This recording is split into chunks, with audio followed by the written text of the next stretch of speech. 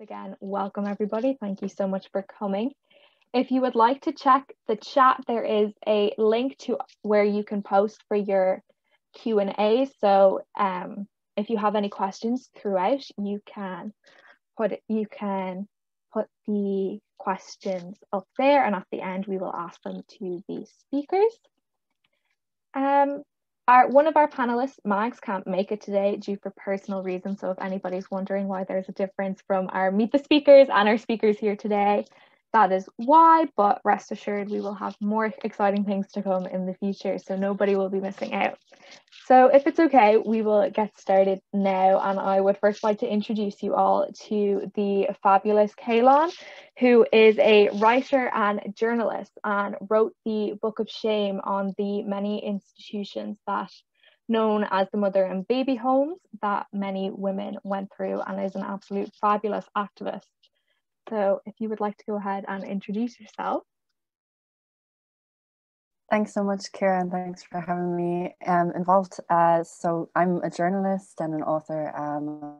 My book, Republic of Shame, was published recently. It's my first book, and it is about the ongoing legacy of the religious-run, state-funded institutions in this country from, as you say, what was called the mother and baby homes. That word homes, I think, very hurtful to many survivors, because these were often very cruel institutions where people felt they were incarcerated and were sent there by doctors, by social workers, by nuns and priests.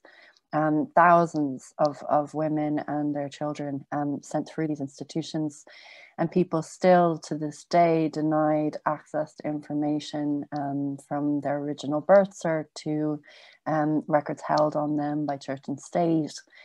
New legislation like GDPR being sort of used or misused to deny people access to their own information. And I think, in the words of Noelle Brown, who is a survivor of BESPRA and an adoption rights activist, this is an equality issue. I started writing the book. I worked as a freelance journalist for many years, sort of focused on international stories of conflict, migration. I reported on sex workers for decriminalization in South Africa, in the US, worked for a few months in Nigeria as well, reporting on politics of language.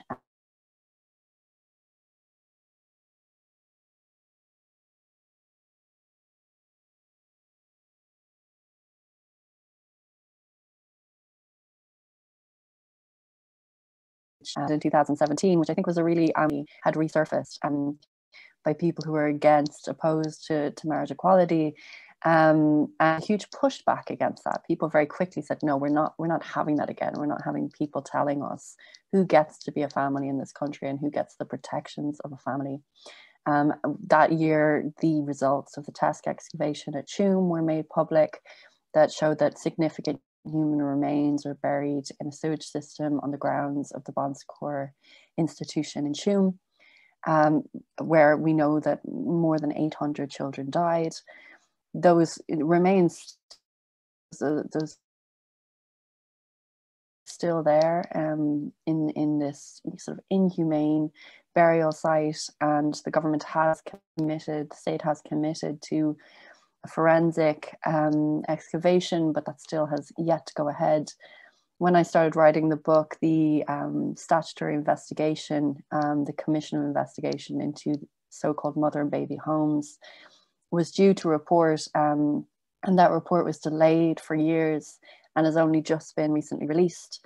And it has been very hurtful, the conclusions of that report, very hurtful to survivors, that said that these institutions were refuges, and that women were not forced into these institutions, which directly contradict the lived experiences of survivors that I've spoken to, who were sent there by authorities, whether they be church or state. Some of them, their families never knew. Sometimes the fathers never knew. And I think, as a feminist issue, as an equality issue, it's so important to look at those structural inequalities and the systemic violence of that system. the systemic forces at play, the law and policy and doctrine that did, according to survivors' experiences, force many, thousands of women into institutions where they were confined, where they were incarcerated, and where they were separated from their children. And this is not just an Irish issue. It has parallels with many similar systems across the world, from Australia, where Aboriginal children were separated deliberately from their parents and put through religious run institutions. The same in Canada with First Nations people. And this form of institutionalization, these systems of institutionalization, to hide away women and to hide away their children, to separate children from women who are seen as a threat to the moral authority or the political authority, is a system that has been replicated across the world. And so I was very interested to try and understand how that system had been normalized for so long in this country. I think the apology in the report tends to frame this as an issue of the past. And yet we know that in writing the book, I came across an institution that no one had really written about before, but that I discovered had been open until 2006 in this country, an institution called the Castle in Donegal. And that was run in coordination, direct coordination with anti-abortion Catholic crisis pregnancy agencies. We know actually from the final report coming out that members of CURA, a crisis pregnancy agency set up by Catholic bishops, actually sat on the board, on the committee of that institution. And a woman who ran it said that, there was opposition to even providing health education to the women there, because there might be, sort of information given on contraception or access to abortion. So that institution was set up in the 80s and didn't close till 2006. And one of the prime motivations of that was to prevent women traveling for abortion or accessing reproductive health. So this is something that is so recent. And we know that sort of, that abdication of responsibility, the state handing over control to sort of church-run agencies, is happening still, both in this country and around the world, where we see Catholic agents running schools, running health, and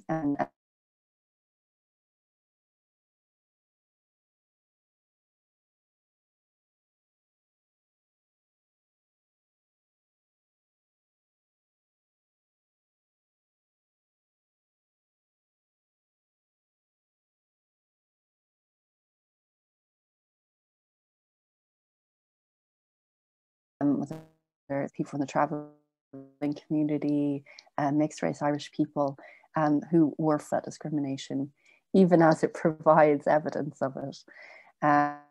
So this has a ramification across generations. It has marginalized generations of people who have been institutionalized, and so that discrimination, I think, continues to this day. But it's, I think, encouraging to see movements like Repeal the Seal, and I think the surge in public support for survivors and the breaking of silences, that is going to be a catalyst for change, and refusing to accept that official narrative and to actually respect the lived experiences of survivors. So I think we're seeing that change happen in this country. Thank you so much for that. It's so shocking to think that these things happened, but it is definitely so motivating and uplifting to know that all of us today are so willing to fight against these things and to fight for change, and that you are so willing to report and be open about what has happened, so that we as a society can move past those things and do better. So thank you so much for that. And just a reminder, guys, if anybody has any questions on that or on anything to do with feminism and the media, please ask. We have the link for our Q&A in the chat there if anybody hasn't seen it, so definitely go check that out. And now I will happily welcome our next speaker. So our next speaker is Miriam, and they are a fantastic activists, and they do tons of work with Yari and Rosa. And they were heavily involved with the repeal movement back in the day, and currently heavily involved in getting young people of colour again to fight against racism and inequality. So the floor is yours. Thanks very much, Ciara. And Caelainn, that was a brilliant speech. I'm very looking forward to reading your book because that was very inspiring. So thanks everyone for inviting me today. I will try to be as concise as possible, which is in my 4 days, so please let me know if I speak for too long. So as Ciara said, I'm Miriam. I've been a socialist activist since the repeal movement. I've been involved in the Socialist Party in Rosa and in launching Yari, which is a youth anti-racist organization that we've been organizing since like the Black Lives Matter protests. So if you guys have any questions about any of that, feel free to ask. But for now, I'm going to focus primarily on obviously being like a huge issue that has been like worsened during the pandemic. I'm going to focus mainly on the shadow pandemic of gender violence and how I think we can organize to fight back. And I think Caelainn already made like brilliant points about the potential for change to happen. So I am going to start with some facts and figures about gender violence, and I know that can be triggering or upsetting for some people. So if that's the case, please feel free to turn off the volume or turn it down, and I'll give thumbs up in the camera when I'm done with the figures so that you can come back in the discussion, because it's, you know, so widespread that anyone can be triggered by what I'm going to say. So yeah, the pandemic and the global crisis, have really emphasized and deepened all forms of inequality and oppression, which I'm not going to necessarily go into, but the key thing, in my opinion, is that it has really brought up the worst in terms of intimate partner violence. In both the north and the south of Ireland, there has been an 88% increase of reported domestic violence since the beginning of the lockdown. Unfortunately, this doesn't even start to show how widespread and prevalent gender violence, like misogyny, is, because gender violence isn't just domestic abuse. Unfortunately, it is also grooming, gaslighting, mansplaining, using the wrong pronouns, emotional manipulation, street harassment, harassment in schools, in colleges, in the workplace, wanted physical touch, coercion, jealousy, isolation, and so on, which doesn't necessarily happen in the home, by the way, but can also happen in teenagers' relationships or even online, which is the basis for this campaign and IBSA to exist. And online abuse has actually increased by 50% since the beginning of the pandemic. And just to say, I am a member of Rosa, and over the past 4 weeks, we've been trying to track headlines in the Irish media that are connected to the shadow pandemic, so that we could highlight, really expose the widespread prevalence and the impact that it has every day, in our everyday society. And in just 1 month, we collated 70 headlines that range from intimate partner violence to sexual abuse to stalking to even femicide, and just in Ireland over a month. So that obviously really makes a point about the reality of gender violence. And obviously intimate partner violence or sexism impacts women through all classes in society. We've seen that with the Me Too movement in Hollywood, where wealthy women have been impacted by horrendous, sexual abuse, but also recently with the emergence of of Britney Spears' story. So you can imagine if even women part of the ruling class of the elites, who hold wealth, are treated that way, what are the chances or the experiences for working class women? And I think Caelainn, who was talking about the mother and baby homes, really underlined that. But there was also a pre-pandemic study that showed that 37% of homeless women in Cork between the age of 27 and 44 became homeless initially because of intimate partner violence, so running away from domestic abuse. And this can only have worsened in the context of a pandemic. And 1 in 3 women globally have experienced some form of violence in their lives. And the number is only higher for women of color. 40% of them reported experiences gender violence. So higher for trans people, 66% of them reported having experienced sexual assault, and that's based on very because there hasn't been that much research on the experience of women of color or trans people generally. So here's my thumbs up for people who want to come back in case they turn the sound up down. So all these examples really, to me, expose the state, and the judicial system as clearly like not existing in order to protect the majority of working class women. You can start by obviously looking at the lack of investment in services, like the lack of investment in women's refuge and stuff like that. But in my opinion, it's not just a question of investment in services. We also need to look at the nature of our society and the rotten system that protects it. So, for example, it's prominent all over the world. I think it has been really exposed by in the past 3 or 4 years. You've had like massive Spanish women's strikes. You also had, like, during the uprising in Chile in 2019, Chilean feminists who organized a dance targeted at like the cops, at the state, at the judicial system, to blame them for perpetuating victim blaming, sexist and misogynistic attitudes and stuff like that. And then this dance was replicated by thousands and thousands of women all around the world, where they like changed the lyrics according to the country, really showing there is no justice in the legal system or in the state under capitalism in any country of the world. And here in Ireland, obviously, victim blaming and this like culture of victim blaming was really exposed by the Belfast rugby trial, and then the march we had in Dublin with like 8,000 young people and women and so on, fighting back against the Belfast rugby trials. Most recently, obviously, by the thousands of pictures of young naked girls online, which were the reason why this campaign exists. And I'm not going to go into the horrendous role of the church. I think Caelainn went into it extremely well. But obviously that is another thing that has really exposed the church and the state's role in all of this.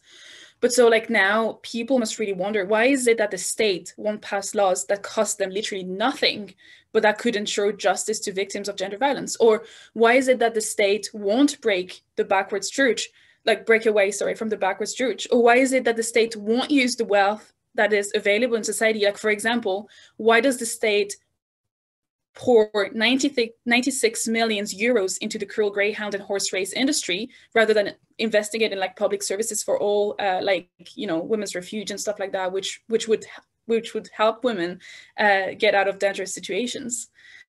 And if you want my opinion, the answer is always and always will be profit. Like, first of all, the greyhound and horse racing industry is profitable. Women's safety isn't profitable for the state. And the church also has money that the state has been relying on for 100 years to run our public services. So breaking away from the church would be like a backlash for the state, you know.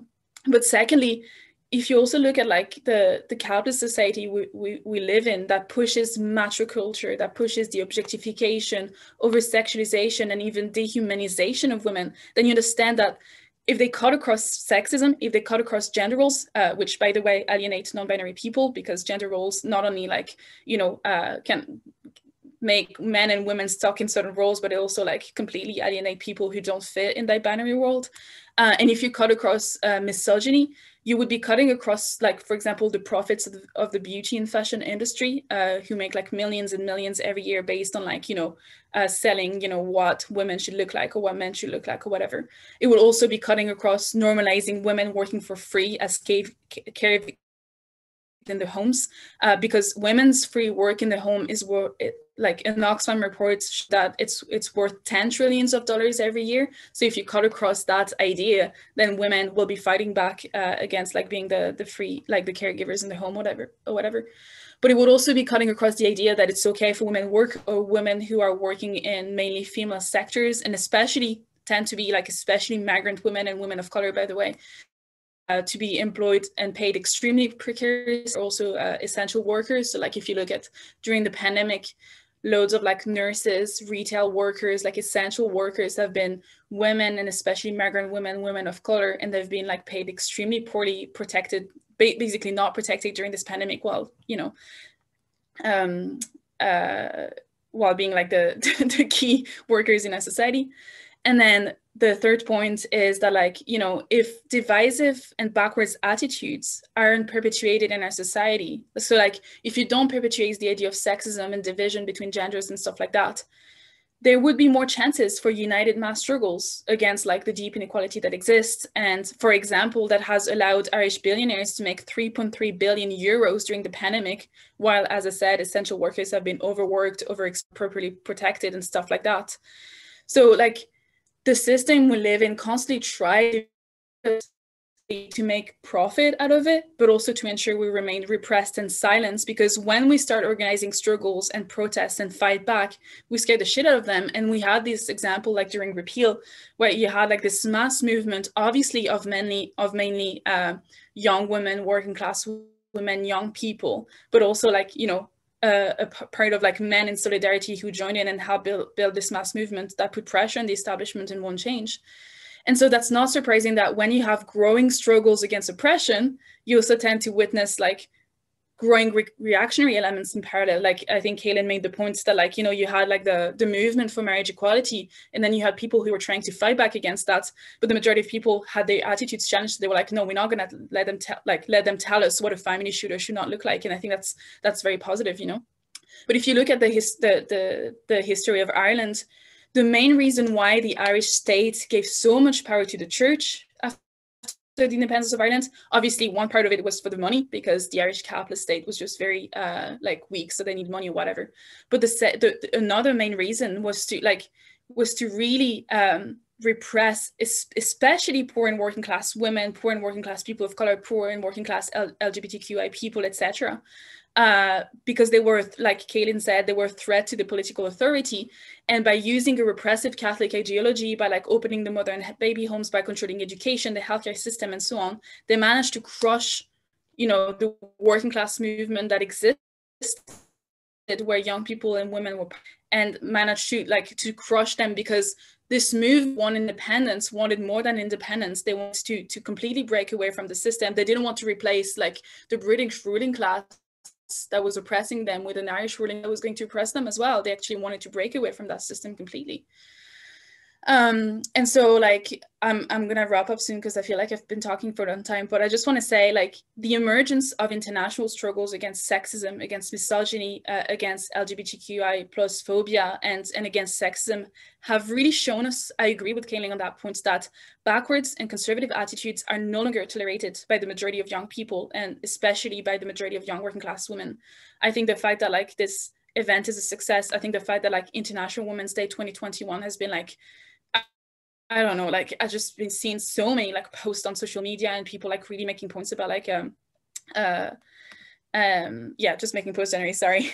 And I think it's really been heightened, especially by young and working class women in Ireland who have been leading, and IBSA, who have been leading the Black Lives Matter protest, the mother and baby homes protest, the I Believe Her protest, who've been leading repeal, the marriage equality movements, who've been leading struggle, leading actions against sexism and gender norms in their school, like in the Carlos school recently, and also not accepting normalized attitudes, like for example around Britney Spears, like she was highly like hypersexualized in the early 2000s, and that would have been accepted at the time, but it's no longer accepted now in society. You can see the huge reaction on social media. But you also have like important international examples. You had millions of women who took to the streets of Chile, of Sudan, of Nigeria in the past couple of years, which were like against inequality, but also against oppression that was implemented by the state and the system. You had millions who have been marching against for abortion rights, in Poland recently. You had millions who marched against Trump in 2016, and another year, which I can't remember. You also had the McDonald's and the Google strikes that were mainly led by women workers. And first it was against like sexual harassment, but then it also became for better working conditions and for better pay. Then you had the emergence of the Black Lives Matter movement, which is the biggest social movement in the history of the US, where young women of color played a key role and an organizing role. So you can see like the emergence of different struggles all around the world against oppression and inequality, which have been led primarily by like the most oppressed in society. So women, people of color, LGBT people, etc., and mainly like working class people. And I think these fightbacks are really showing how much lower the tolerance towards oppression is globally. And I think as the economic crisis is going to go on, and as billionaires are going to continue to make hundreds of billions of profits, while the majority of people, like the most oppressed working class people, are getting more impacted by austerity, by inequality, by oppression, I think the more there will be potential for that anger to take form into struggles against the state, against the capitalist system that isn't representing the working class, and literally putting profits before lives, before the lives of women and so on. And so I just want to finish by saying that not only working class women have historically built mass struggles that have achieved change. So like, for example, I can't remember the year, but like women are responsible in Ireland for the 2 weeks holiday for all workers by organising fight backs. And more recently, obviously, abortion rights with the repeal, marriage equality, etc. But yeah, I wanted to say that we have done much more than just achieving laws and achieving reforms. Like through struggles and through dialogues, we have also started challenging backwards and showing that certain attitudes aren't accepted anymore and that people are going to be held accountable. So I think now what we need to do is to continue the building of a mass movement of all the oppressed and exploited people that is organized and capable of challenging backwards attitudes, as well as challenging the system responsible for the perpetuation of all forms of inequality, injustice, oppression, etc., in its thrive for profit. But the truth is, for me, why we live in a system that constantly tries to divide us, to weaken us really, so it can profit from it, and so we can't organize mass struggles, you know, that achieve change quickly. To me, it isn't in the interest, for example, of working class men to perpetuate sexism, and I don't think it is in the interest of white working class people to perpetuate racism, because it just divides and it just doesn't allow us to fight back against the system that perpetuates the same exploitation and oppression and so on. And I think meetings like this, like the one we're having today, I think organizing actions or ways to expose the realities of oppression, I think dialogues, struggles, etc., really helps people to start understanding where oppression and inequality comes from, and how it is in all working class people's interest to fight not only against inequality is one thing in terms of economics and so on, but also against the oppression of women, the oppression of LGBTQ plus people, against the oppression of people of color that affects them on a daily basis and divides us all. And I think once we start understanding this, we can start moving forward and build movements that can win reforms, like repeal, that can win legislations, like, you know, protecting people that are being abused online, for example. But we can also make sure that reforms are properly implemented, that the abusers are actually held responsible for their actions. And I think we can do that by really, you know, challenging attitudes and making sexism and misogyny or any form of oppression not acceptable in society anymore. But ultimately, I think it is also necessary, in my opinion, that the movements that we build have a much more fundamental role and doesn't stop at just reforms, but challenges the system as a whole and replace it with a system where, you know, working class people who run our society and create our wealth have a democratic say, so that we can put the needs of all working class people, including the most oppressed, women, people of color, LGBTQ plus, first, and not the profits of capitalism. So if anyone here agrees, you know, feel free to also, I think today's discussion is going to be amazing. Feel free to also come to the Rosa's Socialist Feminist International Women's Day rally tomorrow at 7 p.m., which is going to talk more about like socialist feminist approach to challenging inequality and oppression. I've talked for a long time, so I'm going to shut up now. But I hope, like, I'm just very excited to hear the other speakers and think. Thank you so much for that. That was so interesting. And I really hope that everybody has taken from that there is such an importance and power in your voice and in what you can do. And I think it's so powerful, as Miriam outlined, the impact women and non-binary individuals have been able to have lately. It's absolutely fantastic. And you know, it even goes to show that all of you are here today, that you are willing to do the same, and that is reflective of the change we are creating in itself. Now I'm going to move on and introduce myself as our next speaker. So for those of you who don't know, I'm Ciara, and I'm a founding member and activist with the End IBSA movement, and I'm going to talk a little bit about the law and feminism and outline the IBSA laws and its pros and cons and some misconceptions and how we can move forward in our activism with that.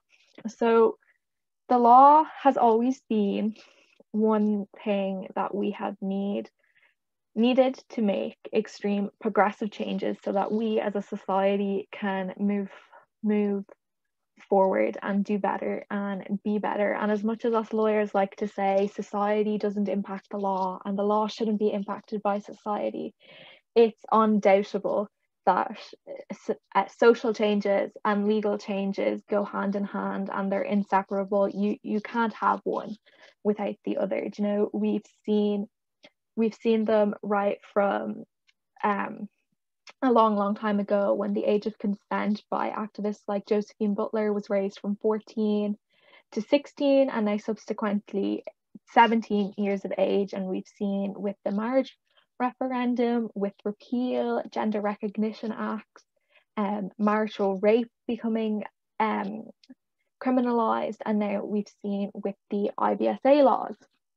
The IBSA laws are incredibly progressive for Irish attitudes towards sex and relationships, in the fact that they now exist, of course, but within that there is obviously their problems and their struggles. But first off, obviously, thank you to all of our amazing followers and supporters who supported us and supported the wider public in pushing for these laws.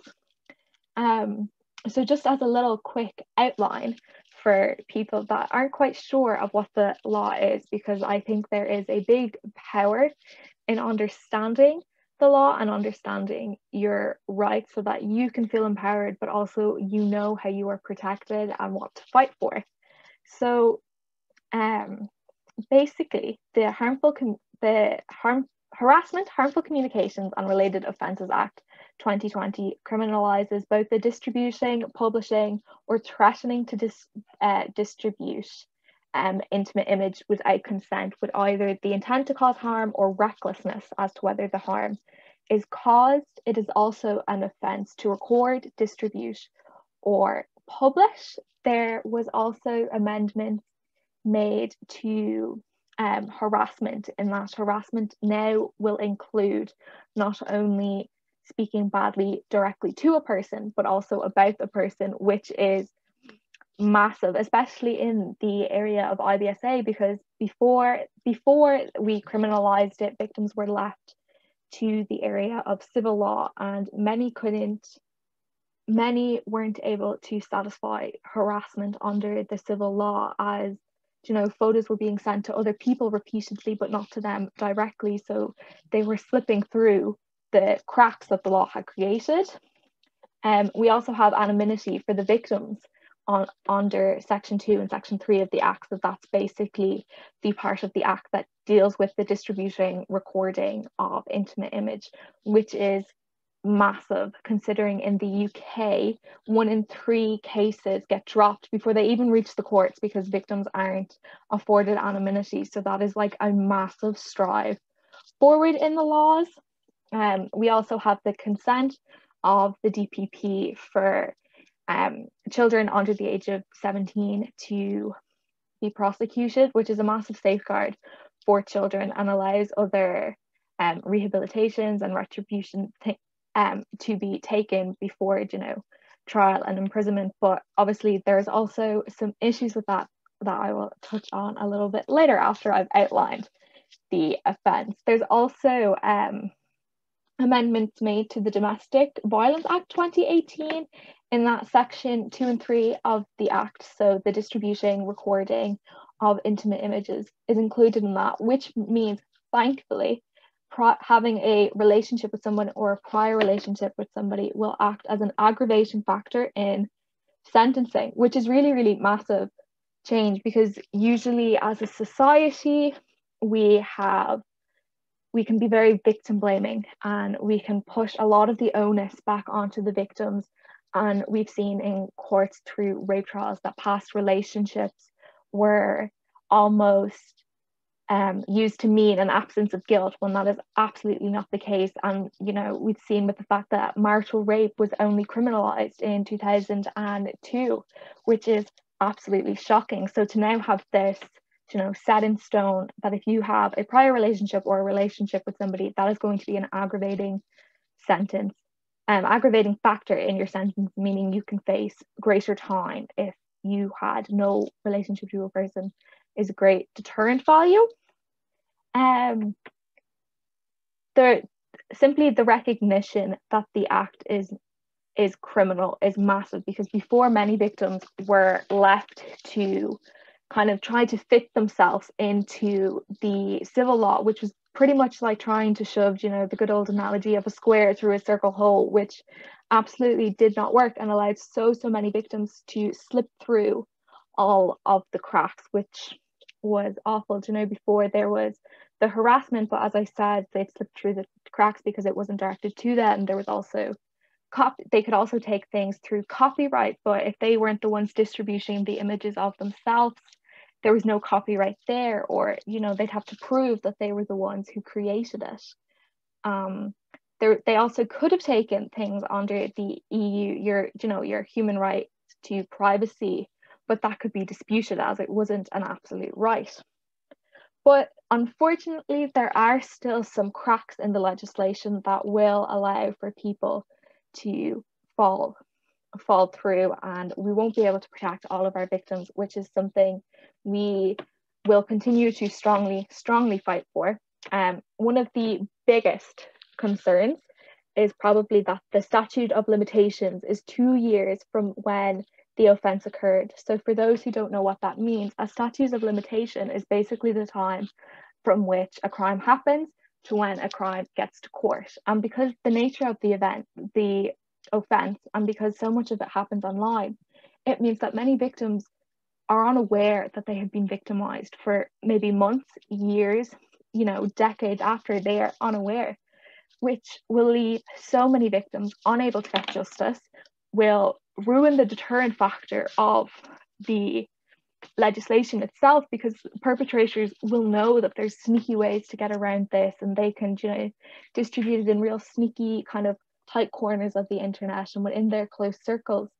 And it will leave so many victims having to try to once again kind of fit within the civil law, which is frankly inadequate in dealing with this, as it's, you know, it's quite old and it's archaic and it doesn't match up to the nature of the offence. Smaller issues are in some of the language used in the act, like the use of intimate image to describe it, which many people don't see as an issue because they set out what an intimate image means, meaning, you know, if you're wearing underwear, if it's full nude. But there's two issues with it. In one, that it doesn't reflect the crime for what it is.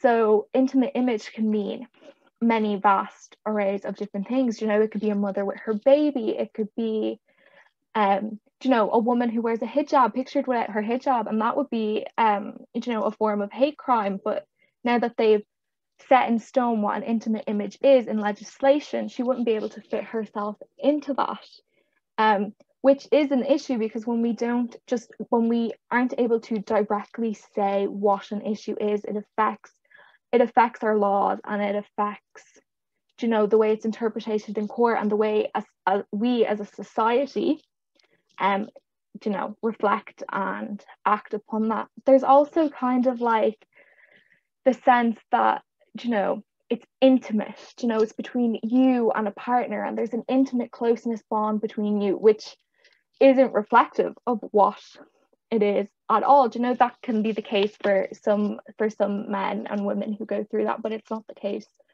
for all.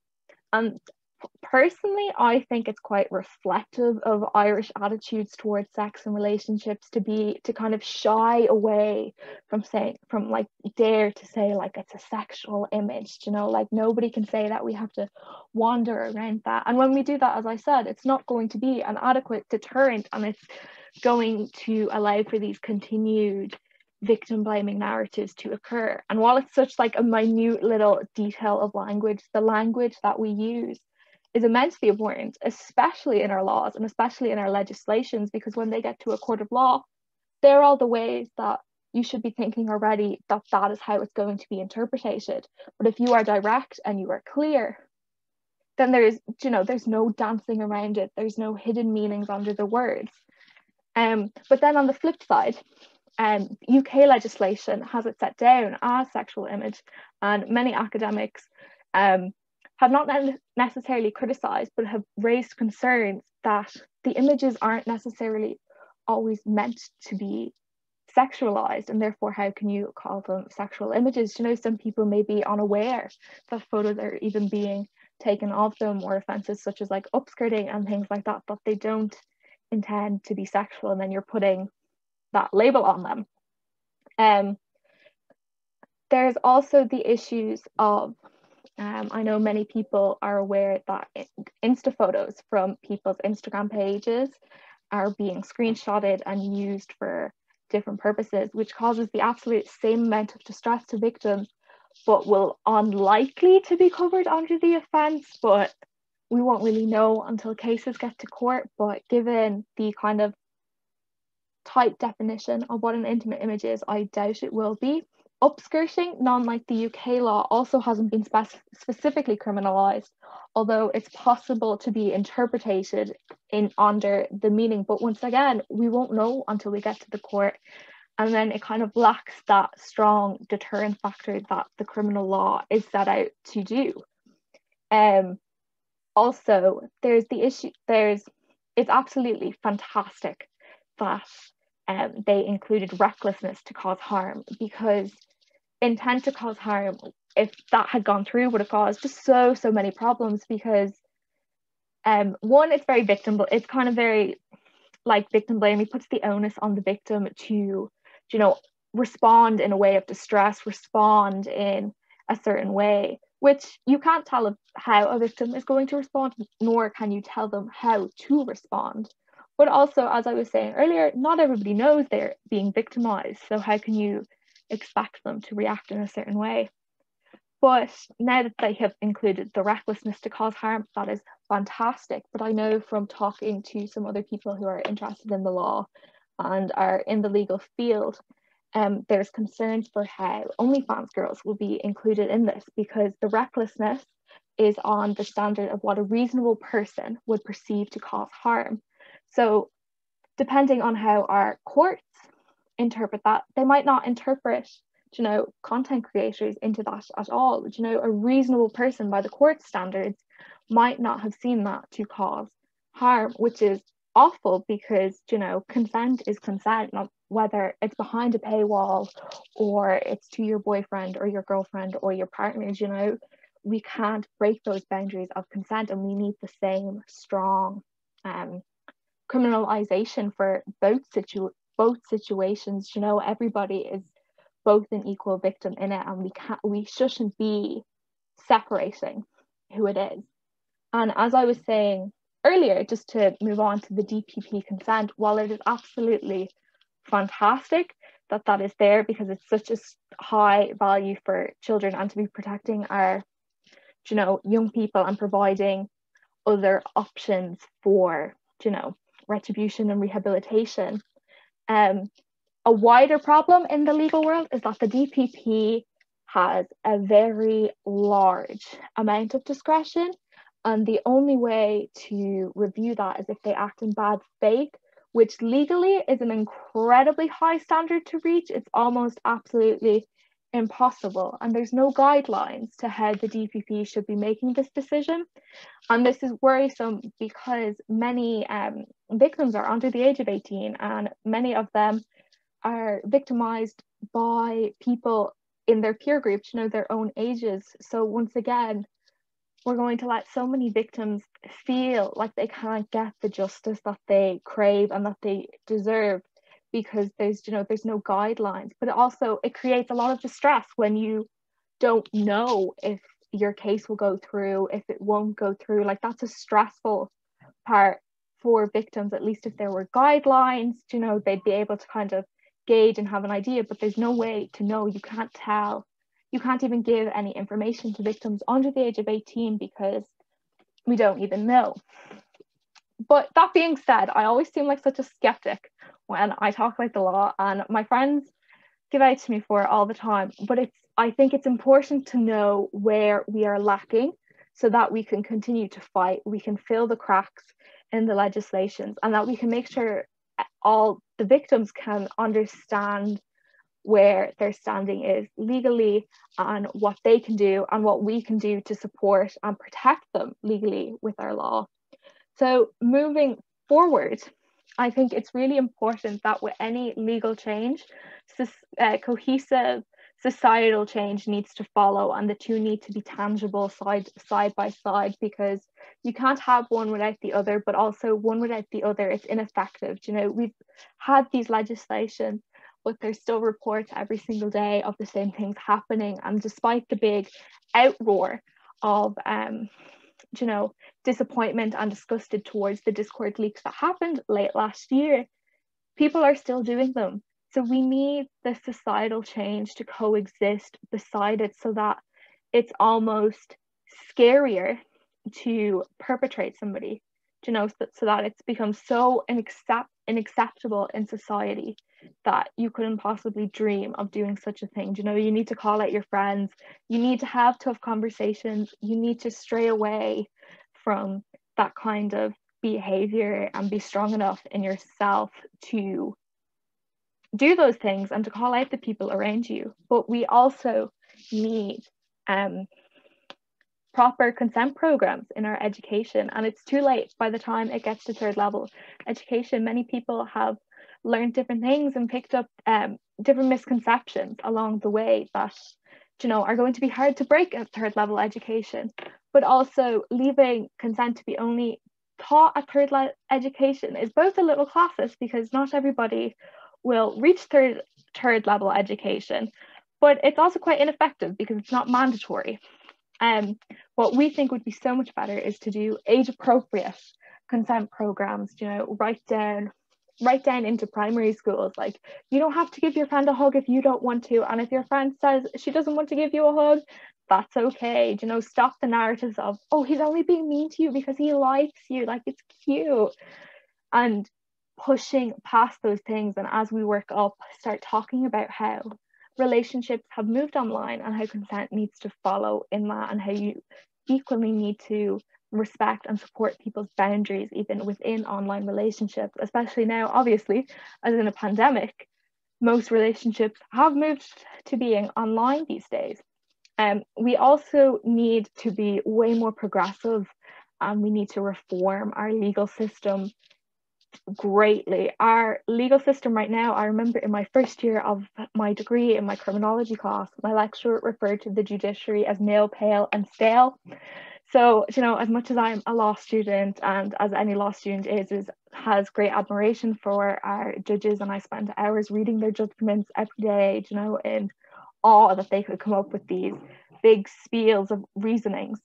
Unfortunately, our judiciary is majority white men who, you know, are older, have kind of gone to UCD, are from privileged backgrounds, because, you know, most judges have been a barrister, and to be a barrister there's a massive expense and financial support that you need, because it's years before you'll ever earn money. You know, they come from quite upper class backgrounds, they are well educated, so they're not as understanding as, you know, people who come from different backgrounds would be of the effects of these things in the different scenarios. And that can be quite reflective in sentencing, as we've seen recently with all the articles that many rapists have been let off with like €100 fines, which is an absolute disgrace and completely disregards the deterrent factor that the criminal law is meant to have.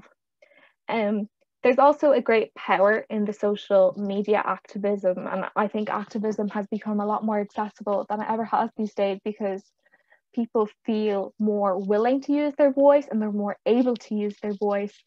But in social media activism also comes its issues that people kind of often forget, such as things like pre-trial restrictions on reporting, which is an important one to remember, because I think it's so easy to get lost in like, well, no, that doesn't matter because like they're guilty and they're the defendant and who cares about their rights. People often forget that when it comes to victim and defendant's rights, when you take from one, you are also taking from the other. So your pre-trial restrictions, when you break those, you are also not allowing a victim to get the justice that they have so worked themselves up to get. You know, they have had to really sit down and consider and, you know, build up the courage to go through a legal process. And then you're taking that away from them before they can even start. I think it's important to, when being an activist for a situation that is so sensitive and for victims in all your activism, to be led by what each individual wants in the situation. You know, it's so easy from the outside to, you know, want to start in a mad flurry, and absolutely we should be able to, our laws need to be reformed in that sense, because when these things happen, we need to be able to speak out about them and get angry about them so that people can see that it is not acceptable. But it's important at the same time to remember that there's a victim at the other end of that, and that those things may affect them. So to watch and see how the victim is choosing to deal with it and follow in their footsteps to make sure that you are also supporting them in your activism. And just to kind of finish up, I think, I think social media activism is absolutely fantastic. And as much as, you know, it's so, you can, a simple share of an infographic to your story can make all the difference to people, because they can read them and they can understand them and they can see the meanings of them. So thank you to all of you, because I know that you guys are all here today because you are involved and you have been sharing on social media, and that is absolutely fantastic and we really appreciate it. And that's me wrapped up. But if you have any questions on the law, feel free to ask them. And just before I wrap up, I just want to re-emphasize again the importance of societal and legal change. You know, we can't leave everything up to the laws, and we can't leave everything up to societal change. They need to work side by side, and we need to keep fighting and pushing for them. But thank you all for listening.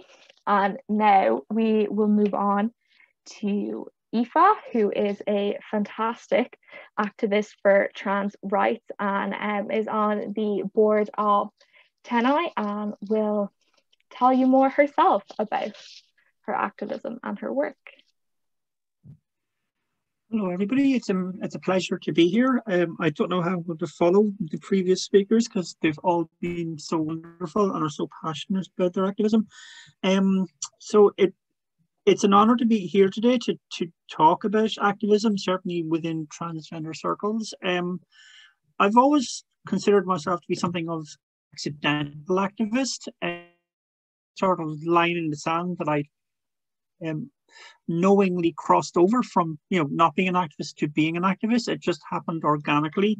So I want to talk a little bit about sort of how, you know, how that happened and what I do, what my activism involves. So I suppose, you know, when I came out as trans in 2016, 2017, I had no idea what was what it was like in Ireland for trans people. I just knew that this was something that I had to do. And so I spoke to my GP, and she referred me to the National Gender Service, as it's called now, in Loughlinstown. And at that time, the waiting list was about a year. So that seemed fairly okay to me. And so when I went there, what they do there is they refer you to a psychiatrist, you know. So even though you know who you are, even though you know that this is what you want, that you are an adult, that yes, I'm trans, this is who I've been all my life, they still refer you to a psychiatrist. So I was referred to a psychiatrist in St. Patrick's Hospital. And when I went to see that psychiatrist, he brought me in and he asked me a lot of very, very personal questions about my sex life, questions about my relationships. And while I was seeing him, he was also dictating the letter to Loughlinstown about me. So, you know, he would ask me some questions and then he would speak into his dictaphone as if I wasn't there. And so he was saying things like this, and he was describing what I was wearing. And he says, Aoife is wearing makeup, and she's wearing a short skirt and boots and blah, blah, blah, blah, blah. And I'm sort of going, I'm sitting right here, you know. So you know, that was my first introduction to Irish trans healthcare, in that how deeply impersonal and dehumanizing it is. And the fact that to access even something as simple as HRT, something that GPs write prescriptions for every other member of society, for trans people, we have to see a psychiatrist before we can even get access to a HRT patch or a HRT tablet, you know. So so that sort of woke my sort of activist bones, I think. And it made me realize that life is very, very difficult for trans people in this country. Yes, we have come a long way. We've had the Gender Recognition Act in 2015. which allows trans people here to self-identify. And we're one of the most progressive countries socially for trans people. But in terms of medical healthcare, it's really much more difficult. So every step of my journey along to being who I am, I was referred to a psychiatrist. So to access medication, I was referred to a psychiatrist. To access surgery, I was referred to a psychiatrist. And those sessions with a psychiatrist are very difficult. I spent 4 hours being questioned by a psychiatrist when I said that I wanted to have surgery. And you know, it is probably the most difficult 4 hours of my life, because they take you through your entire life from start up until that point. And they ask you the most deeply personal questions, you know, about your relationships with your parents, with your siblings, with, you know, with your partners, about your sexual history, all those sort of things, you know. So it's extremely difficult. And, you know, what we're sort of advocating for, and I'm not talking in terms of TENI here, I'm talking in terms of, you know, personally, I think that what we should be advocating for here is informed consent. You know, if you were over 18, you know, it's your body, it's bodily autonomy, then, you know, you say, yes, I realize that this is what's going to happen to my body when I take these drugs and when I go for surgery, and this is what I want, you know. So we have a history in this country of sending people abroad.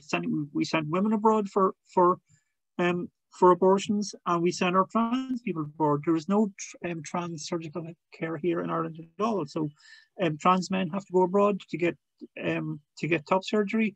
Trans women have to go abroad to get bottom surgery, you know. So this, you know, and then there's no aftercare available once they come back from that surgery. So this is one of the big areas where we are, you know, we are trying to change all the time. You know, bodily autonomy is a big deal. If feminism is about equality, then we have to recognize that we are also very privileged. Like sitting here today, and I'm, you know, I recognize my privileges. Like, I am a white trans person. You know, I have a job. You know, so I can put food on the table and I have a roof over my head. That is not the case for a lot of trans people out there. You know, so you know, look at the problems in society, like homelessness, like unemployment, like poverty. You know, that affects society at large. It also affects trans people, but in higher numbers. And the suicide rates among trans people is much higher than in the rest of the population. And I don't think that that's talked about enough, you know. So I think being trans, well, yes, we have come a long way. It's also very difficult. And, you know, the reason I'm so passionate about this is because I grew up in the Ireland of the 70s and 80s. So I'm definitely the oldest person on the panel, possibly the oldest person in this entire Zoom call. And when I was growing up, there were no trans people who were visible, you know, so I thought I was the only one who felt this way, you know, so there was nobody there for me to go, oh, that's somebody like me. And so that's why I talk about the things I talk about. That's why I believe visibility is so important, because if by speaking out, whether it's on a Zoom call like this, whether it's something I've written online, whether it's something I've tweeted online, if some young trans person sees that and goes, oh, okay, there's somebody like me, then, you know, I will have made a difference, you know. So I think activism is very important in terms of things like that. And I also think in terms of activism, we also have to be very careful and look after ourselves, because it's easy to get burned out. Activism is often a very thankless task, you know. So and I think it's okay to step away from it sometimes. It's okay to, you know, take that time out, take those, you know, few days or a couple of weeks, and, you know, to have that self-care. You know, when I talk to my counsellor, you know, she's, well, Aoife, what did you do for yourself this week? And I'm going, well, nothing really, you know. And she's always giving out to me, because I find it very hard to step back from that sometimes, you know, because I see things online, I go, oh, I have to fight this, or I have to fight that. And I think, you know, the danger is that you will get out, and I think we need to be very careful of that.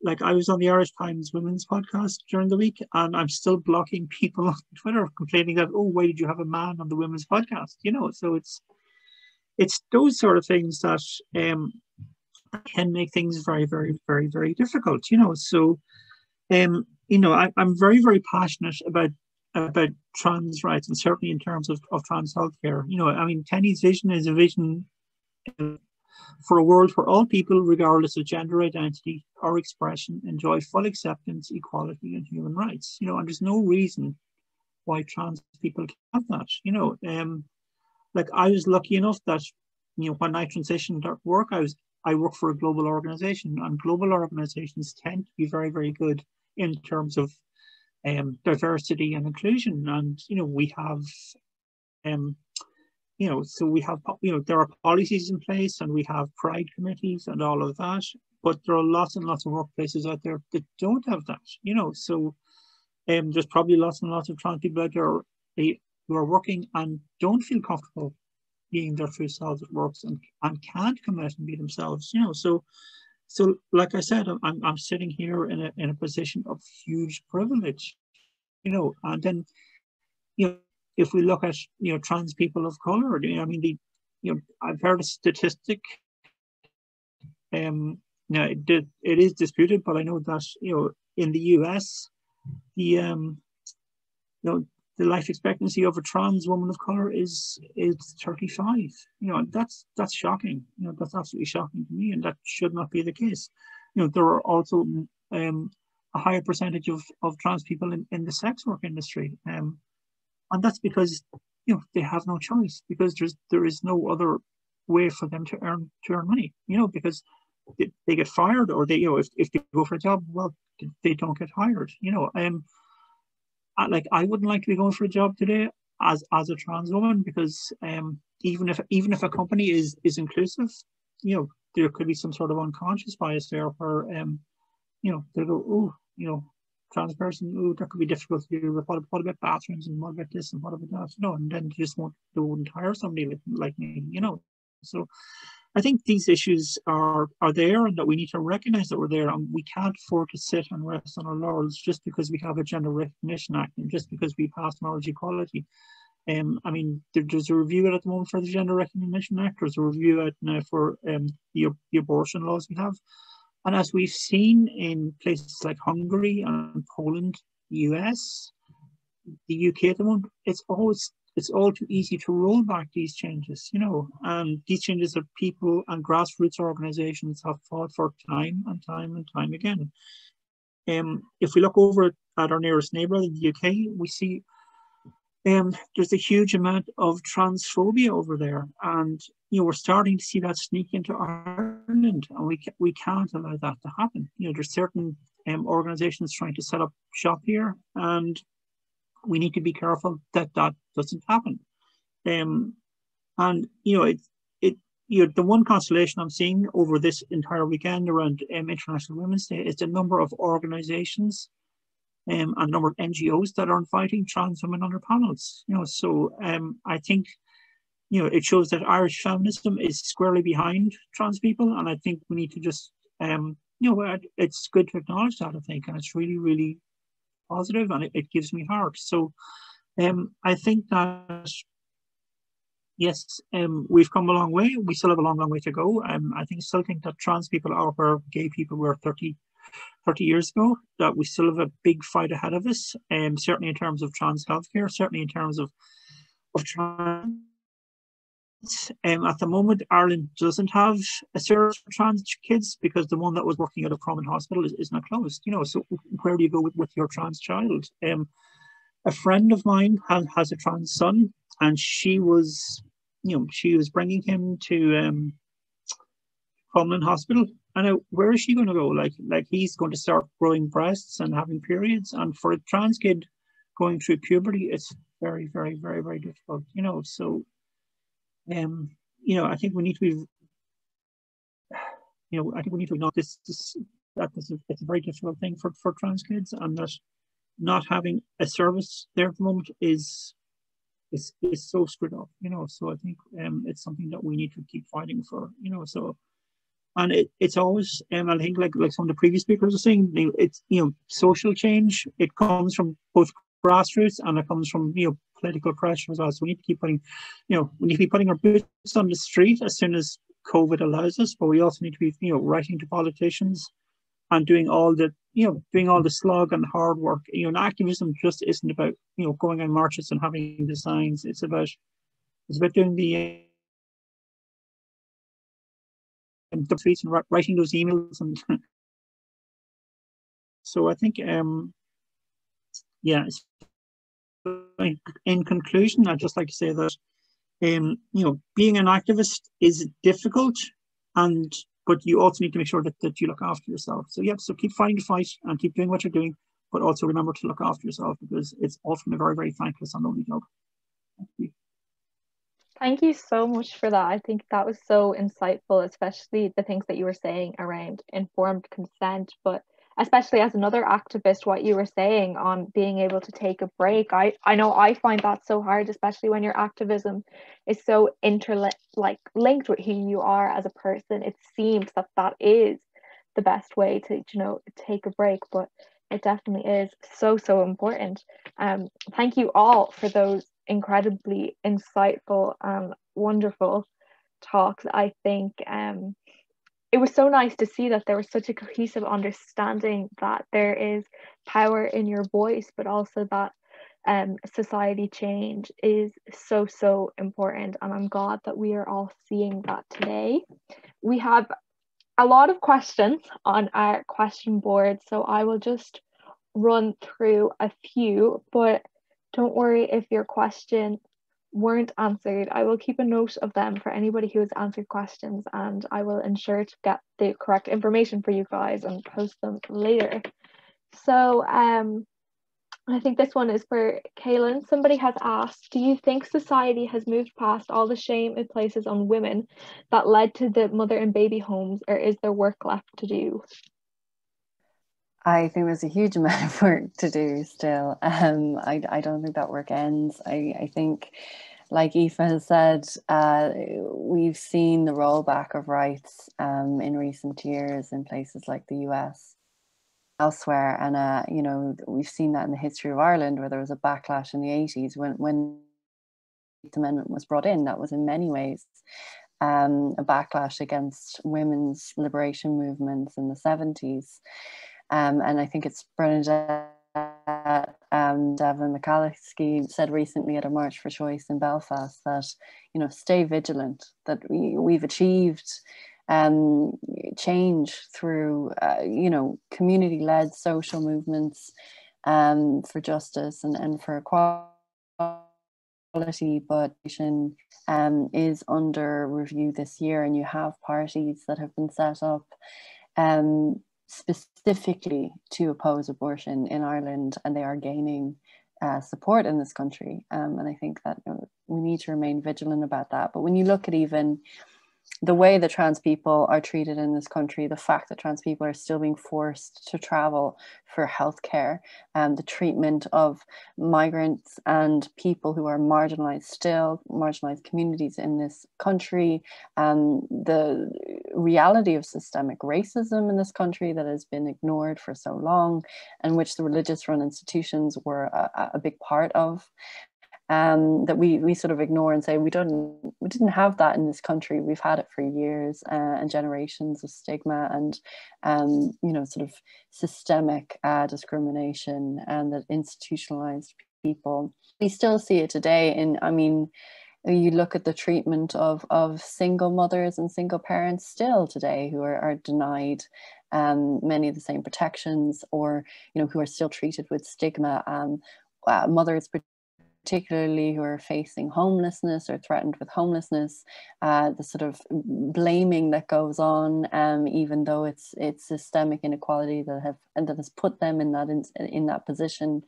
I think it's still something we need to grapple with. I think many women have spoken about that ongoing discrimination that is faced. And within our legislation, I think there's a lot that needs to be changed. And you know, the IBSA movement has been really important. I think there was a question in the chat about education as well, really important when we see the influence that the church still has on primary schools in this country. I think it's more than 90% of primary schools are still Catholic ethos, are still sort of under the influence of the church. And those are publicly funded schools, many of them. And you have organizations like Shout Out, for instance, trying to go into schools and provide sort of education or awareness for LGBTQ plus, children. But they've faced a lot of conflict in actually even just going in and talking to kids. So we still have, a huge lack of proper education when it comes to sexual health or consent. And as well as, I think, bringing in laws that criminalize people, we need to provide the education and sort of access to information to help that change happen and help people understand the harms that are done and sort of to really educate people and empower them to have knowledge about their own bodies and their own identity and to break silences around these issues that really have been censored in this country for so long. Thank you so much for that. I think we have another question here that is more directed at Aoife. So the question is, are there employability laws that protect trans people in Ireland, i.e. the discrimination laws?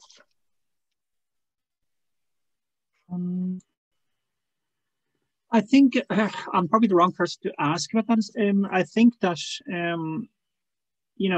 I think there are laws around, certainly sacking trans people. I think you would have to, but I think it'd probably be difficult to prove. I mean, if you don't hire a trans person, I think that's very difficult to prove that you didn't hire them because they were trans. So that's one aspect of it. You could say, well, that person wasn't the right person for the job. This is why I give it to somebody else. But certainly, if you fire somebody because they come out as trans, I think there have been sort of workplace equality tribunals in relation to that. But for the trans person, would you want to work? Would you want to go back to work in a workplace that fired you for being trans? So I think. The workplace commission is probably the best place to go for that. I think it's difficult. I think like a lot of these laws, I think they have to prove more than anything else. So but I'm not a lawyer, so I don't know exactly what the law is around it. Thank you so much for that. I think we have a question in the chat actually about IBSA laws. So there's one here that says some peer-reviewed articles on IBSA suggest that preventative education is needed to tackle the issue. I was wondering if you had any thoughts on Catholic secondary schools being in control of how RSE curriculum is rolled out. Is there policy that can ensure full inclusive education of IBSA regardless of ethos? Yeah, I think that is such an important issue, and it's one that we actually as a movement are working on at the moment. And we heavily plan to be activists for in the very near future.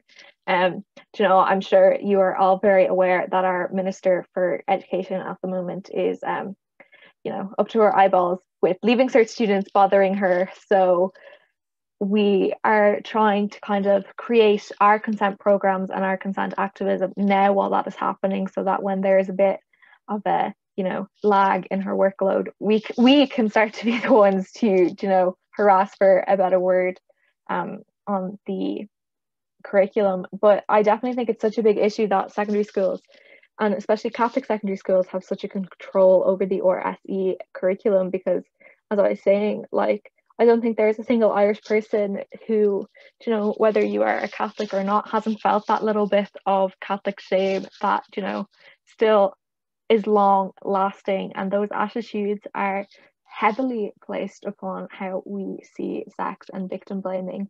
And I remember back when I was in school, we actually had like a little education on sending pictures, but it was very strongly victim blamed, and it was like, well, don't do it unless you really trust somebody, just don't do it, why would you do that, you're young and there's child pornography laws and you'll be this and you'll be that.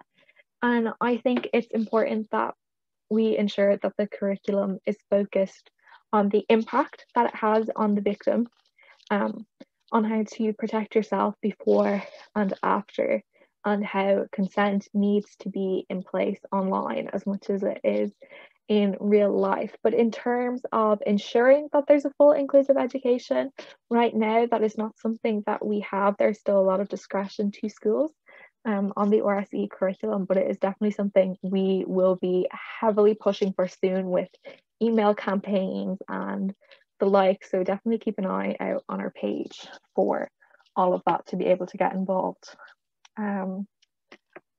So back to... I'd like to just add as well, I think Miriam was saying when she talked about the economic systems that are key, you know, to all of this and are sort of, you know, at the foundation of all of this. You know, when women were sent to the religious run institutions, it was often because there was concern they would be a burden on the taxpayer, that they would cost the state money. And we have to think about why the church still has so much influence over schools and policy.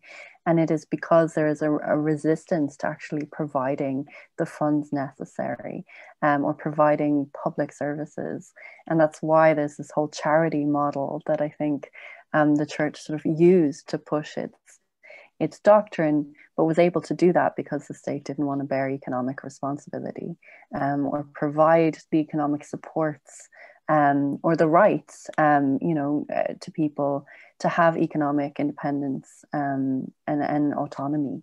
And so it made women and children reliant on services provided by the church and by private bodies who are trying to impose their own influence.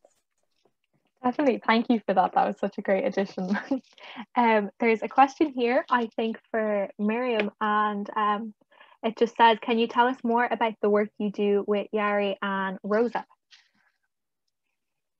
Okay, that's a big one. I suppose that focuses, like, yeah, I'll start with Yari because I feel like Yari is New York, so it's a little bit easier to answer. So Yari basically stands for Youth Against Racism and Inequality, and it was launched last summer after the Black Lives Matter protests, so it's a very new organization. And basically, like, I'm sure everyone agrees that the protests that happened in Dublin last summer were really, like, historic in the sense that it was the first time in the history of Ireland where you had young people of colour, especially young women of colour, took to the streets and really led mass anti-racist protests. And also the second thing about it is that it really started exposing the realities of racism in Ireland in a way like that you've never had before. Like, you had like people feeling, you know, like, I think that's the point that everyone has made in their speeches, that like when you start seeing other people speak about their experiences, it gives you confidence to speak as well. And I think like having, you know, mass protests of literally like the biggest one in Dublin had 5,000 people that was at it, and just feeling like, you know, that you're surrounded by people who understand your experience, that are going to speak on social media and the media, etc., and speak at protests. It's just giving you confidence. So really started exposing things in a more crucial way. And it hasn't racism yet, like it's racism is still very existing, but I think it really started challenging certain attitudes in society where people started waking up being like, oh shit, racism exists in this country as well, you know, even if, like, as Caelainn said, like racism has been existing for years. And if you look at like there's articles that I think from 2020 that showed that like how people of color, and especially mixed race babies or women of color, were treated in the mother and baby homes and stuff like that. It's obviously not new at all. But what happened is obviously the protests were dying out mainly because of COVID, but also because of, you know, not necessarily like this experience of like continuing to organize and necessarily like, you know, what do you do next, you know, with the protests to achieve change or whatever. And the protests were dying out, and we were like a few activists, many from the Socialist Party, were like, okay, we have this amazing protest, started challenging racism, exposing the realities. How can we make sure that we continue to talk about the realities of racism in Ireland? We continue to talk about the roots, like where actually racism comes from, so we can continue to like, we can build like some sort of like a network organization that will be ready, because we knew that, like, you know, as inequality, oppression was going to continue to deepen under this crisis. We were like, there's going to be more fight back around this. So how can we be prepared to point a way forward, to intervene, to say, like, this is what we can organize around, this is how we can organize and stuff like that. So we basically proposed to, like, a lot of young people, especially the young women who organized the protests all around the country that we had connections with. We were like, would you like to be part of, like, a youth network like that, where we can continue to discuss and organize actions and activities to continue to build something that will be capable of, like, you know, organizing, like, real actions that can achieve change and stuff like that. And loads of them were actually, like, it worked, because, I mean, it's not surprising considering the anti-racist sentiment that exists in society, and especially the realities of young women of color. So we managed to organize, like, Yari, and so I'm not going to go into details because we've done a lot of things, but we had, like, activities like stalls during the summer, because things were a little bit more open, where we could engage directly with young working class people and explain the realities and roots of racism and get people to sign up, because it's extremely important, you know, to engage. I think it's a real way to really change attitudes, really being able to engage with people on a constant basis, because people are really, like, genuinely interested and open. Like, obviously there's always, like, one or two that can walk by and be, the majority of people are genuine and open or whatever. And especially working class people, because I think when you, like, exploited, oppressed in different ways, whether you're a woman, a person of color, trans person, LGBTQI person, you know, like, you can understand oppression and relate to the people in a better way. So, like, I think working class people generally were the most open. But so what we did was stalls. We organized school actions, because we have a lot of school students that are part of our organization, and obviously, like, racism in school was a big feeder of the Black Lives Matter movement. So we had school actions, we had public meetings with international speakers who are part of the Black Lives Matter movement in the US, who are part of the End SARS movement in Nigeria, because we wanted to really explain the links between all these global movements, the impact it's having, obviously, on people in Ireland who are organizing, but also, like, the similarities of these movements and the oppression of people, like, internationally, not just in Ireland. From that, we also had, like, more internal meetings where, like, we continue to discuss more, like, in depth, you know, where racism is coming from, where sexism is coming from, where LGBTQI phobia is coming from, where all forms of oppression, inequality, you know, like the points that Caelainn was talking about, like, economic inequality and so on, and how that's linked, you know, to oppression and so on. And therefore, what are the best ways, if we're armed with, like, this understanding, how can that make us better in explaining this to others, and in helping, like, you know, organize, like, better actions and stuff like that. And I suppose the last thing that I'm going to say is we tried to do, like, 2 specific things. So before Christmas, we had this action around the issue of education, because, as I said, that was a big thing during the Black Lives Matter protests, where there was, like, loads of petitions against racism in school. So we did that action in front of the Dáil, where we delivered a letter to Norma Foley on racism in education. So the main demands were to have, like, a more inclusive curriculum, and the second demand was to have, like, anti-racist trainings for all teachers, and it was signed by, like, hundreds of school students all around the country. So we did that action, like, with a press conference, to try and have an impact.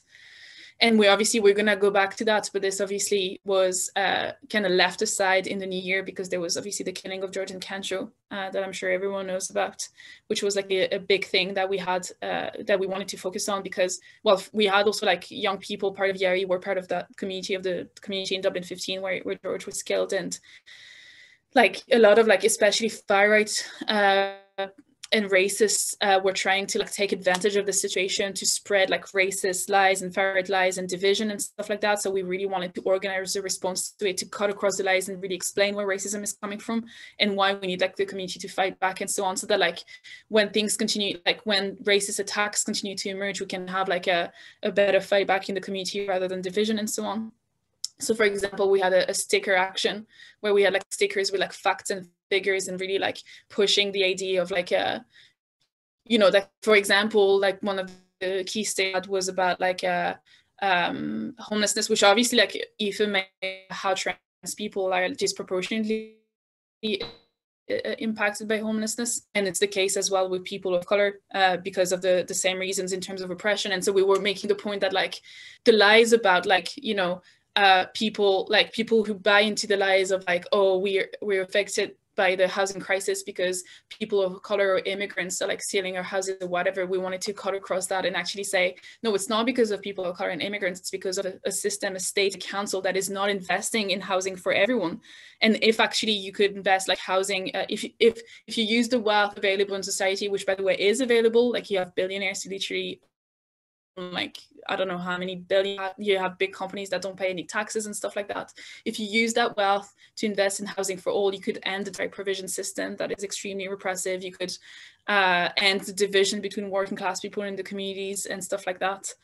That was one thing. And the second thing that we're doing is that we have a survey at the minute where we're asking people their experiences of racism in society and their experience of racism with the Gardaí as well, because we want to pull together a report and actually have an event at the Garda headquarters where we give that report and forces them, like where we expose the reality of racism and force them to take racism into account in the investigation of the killing of George and Cantrell, because we agree that it's not like the guard woke up in the morning and was like, oh, I'm going to kill a black person, I'm a racist, you know, but it doesn't, he wasn't impacted by his own, like, by the bias that exists in society, that he wasn't expected. And even like class bias, the fact that George and Cantrell was a working class person, I'm sure had an impact as well. So just, we want these things to be like recognized by the investigation and used to really like have the to bring justice to the family and to the community and make sure that these things are not normalized and don't happen again in the community. So that's the things that we're doing generally. So yeah, like the importance of like organizing, I suppose, activism. Thank you so much for that. That was such a good oversight of all the work you do, and I'm sure whoever asked that question really appreciates it. We still have a good few questions, but just in the space of time, because I am aware that I have kept you all for a good portion of your Sunday, and I'm sure you all want to rest before the Zoom fatigue kicks in and you prepare for your weeks.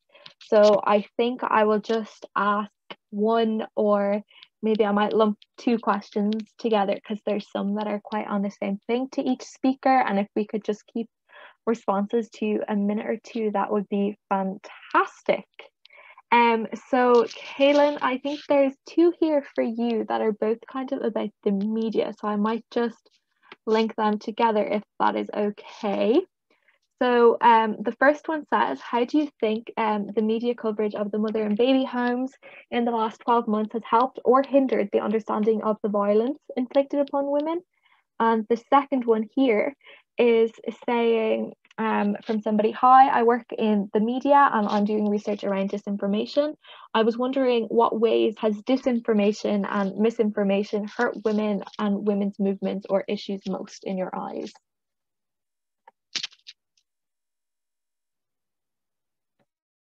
Just had to unmute myself there.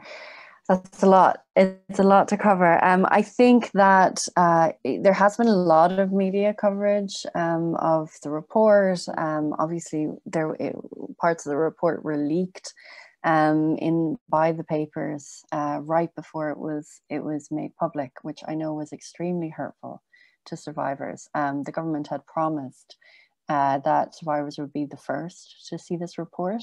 The day it was made public, I was with a woman in her 80s who had been sent to Tuam multiple times, and I had to set up a laptop in her front garden during a pandemic with a mask on, wiping it down with hand sanitizer, because no one thought to actually send her a copy of the report. So no one even thought that survivors, that they might need to send copies of these reports so survivors could actually read it themselves. There was a state apology rushed through the next day. And many people impacted by this legacy hadn't even had a chance to read the conclusions that an investigation made about their lives. So I think that was very hurtful that the papers leaked that information without thinking about the impact it would have. It wasn't, the report was coming out anyway. It wasn't doing any service to survivors. I think, there have been many journalists, Caoill Fahad is one, who for the past decade has been covering the reality of illegal adoptions in this country and the operation of the institutions. There was obviously this RT report that came out there in the last week, that huge impact around legal adoptions. But I think what's really important to remember is that journalists like Caelainn and others, Alison O'Reilly, and survivors themselves have been raising awareness about this just for years. And to remember that the state has been failing to act for a decade on this. So there's talks now of religious orders calling for inquiries and the state apologizing and being shocked. But they've known about these issues for years and years, and I think we need to remember that. So just, you know, this idea that it's a new exclusive story, it's been something that many journalists and survivors and activists have been working to expose and screaming about at the top of their lungs and haven't been listened to. So it's interesting to see how something is suddenly in the media, even though it's something that has been going on for so long. I think it's important that survivors' voices are heard. As a journalist, I often get told, oh, you're giving a voice to people, and I really find that problematic. I think you can't give a voice to anyone. Survivors have their own voices. They're lived, you know, they're not a monolith either. They have diverse ideas about what solutions are needed and what justice means. And so I think their lived experiences need to be honoured. Coming back, I think it needs to be taught in schools beyond just what the media can do.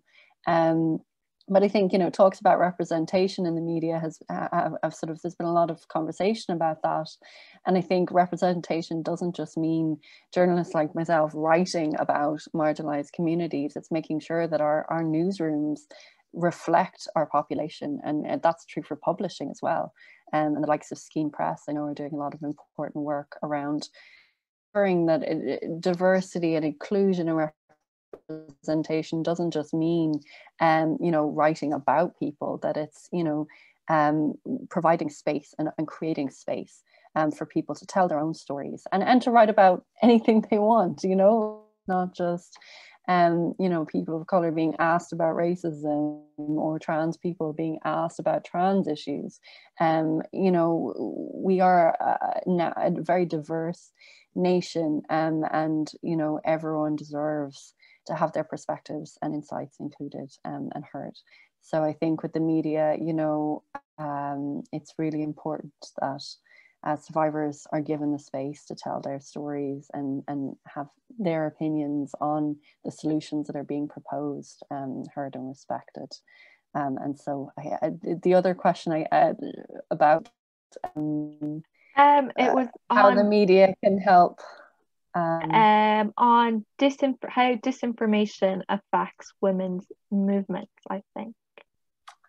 I mean, I think the first thing that comes to mind out of that is the housing crisis, and how, like Miriam was saying, the housing crisis gets used as a sort of a way to push xenophobic and racist rhetoric even. And I think one of the most useful sort of counters to that is look at how many properties we have empty around the country. Look how many vacant properties there are, thousands and thousands of properties lying vacant.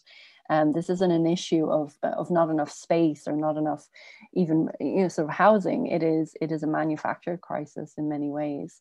But it's very easy for that rhetoric to be sold. And it was the same rhetoric was used against unmarried mothers, that they were a burden on the taxpayer, that they were, you know, sort of going to take up public housing and sort of supports, and even that they were having children to do that. You still see that rhetoric today. So I think in terms of disinformation, that is some of the most harmful disinformation pushed by the far right, is co-opting crises that disproportionately affect vulnerable people and marginalized communities and weaponizing them against those communities. And we see how different disinformation does that. So I think within the media, not perpetuating, not sort of, I think there's a feeling among journalists that you can tackle that issue and counter it, you know, claims that are deliberately put out there, but you'll see headlines that basically repeat the disinformation in the headline. So, you know, some common sense around that, and know that stories are sort of pushed out there and disinformation is pushed out there to be covered by the media and is looking to be platformed. So I think we have to be very careful in how we cover those issues. Thank you so much for that. I think it was so insightful what you said about representation in the media going beyond just asking people about the trans experience or the Black experience and allowing them the same creative freedoms. I think that's so important. I think just for the matter of time, I will just do 2 more questions, and I appreciate that everybody has submitted their questions, and I know they're not all going to be answered, but definitely on the IBSA laws one, I will ensure that we keep note of them and that we put up a story answering them. And I know I will try my best to ensure that all your other questions get answered as well, and we will post stories on them, so not to worry. I think this one, we have one here directed at Aoife that just says, "Hi Aoife, what's the best way for cisgender people to include trans people in their feminism and fight for the changes in the likes of trans healthcare?" Yeah, so I think, certainly panels like this help. So if you're holding an event, invite trans people to talk, and start listening to trans voices. I mean, I've been on, every year, like pre-COVID, obviously we had a march for trans healthcare, and disappointingly, there was generally only about 100 to 150 people at those marches every year, and it was the same people I saw every time. A lot of trans people marched for repeal and were there for repeal and fought for repeal.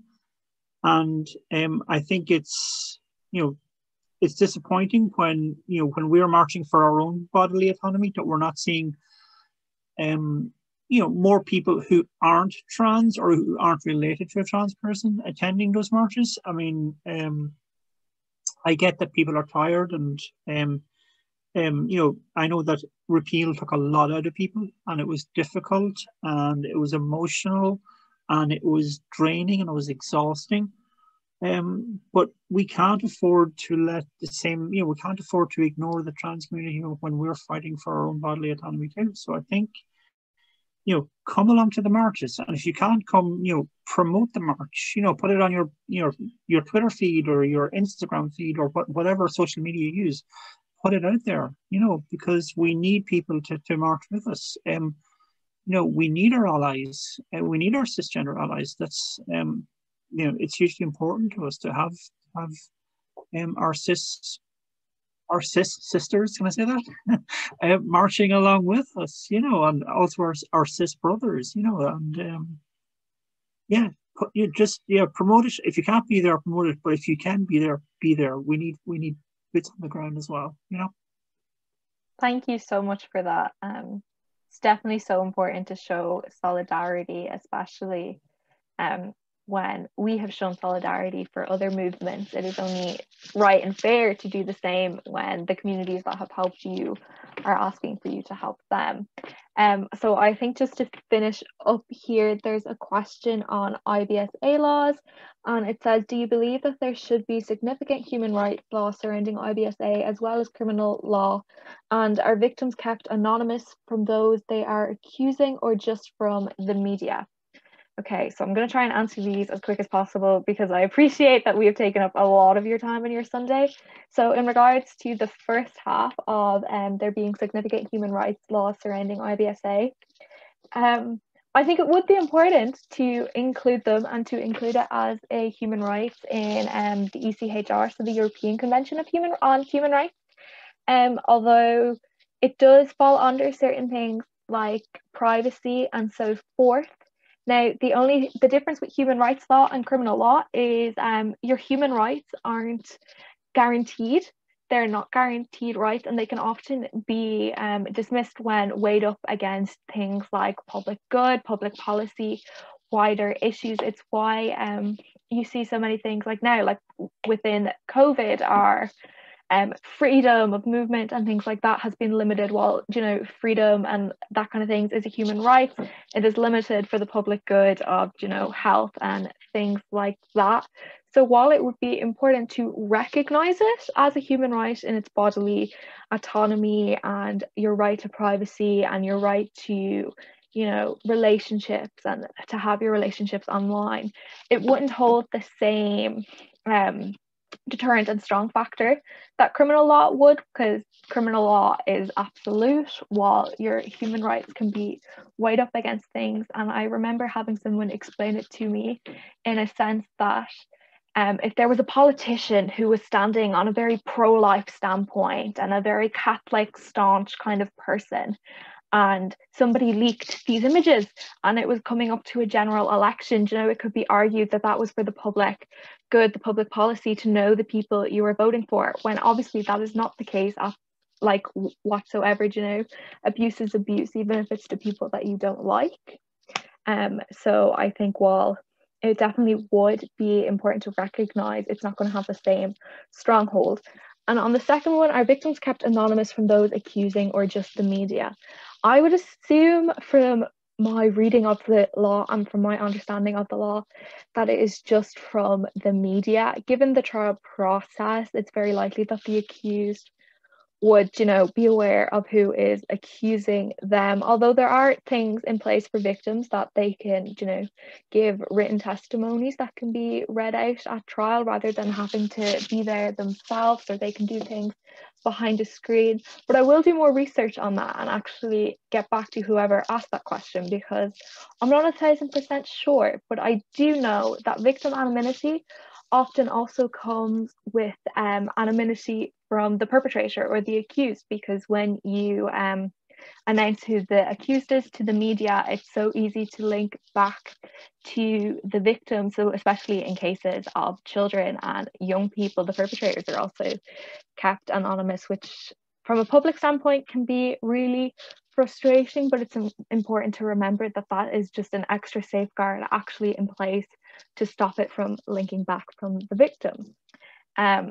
So in the space of time, it's almost 10 to 5, and I know I've kept you all for so long, but I would just like to say thank you all so much for coming. We really appreciate it, and thank you to all of our panelists today. You've all given such insightful you know, conversations, and I really hope everybody who has attended here today will go forth into, you know, the rest of their day, their week, their lives now, and be ready to have these conversations and to ask questions and to be more inclusive in your feminism, and to also know that your voice is just as powerful as anybody else's.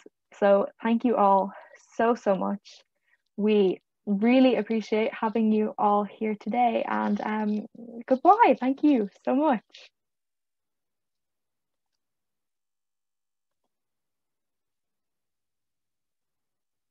She is.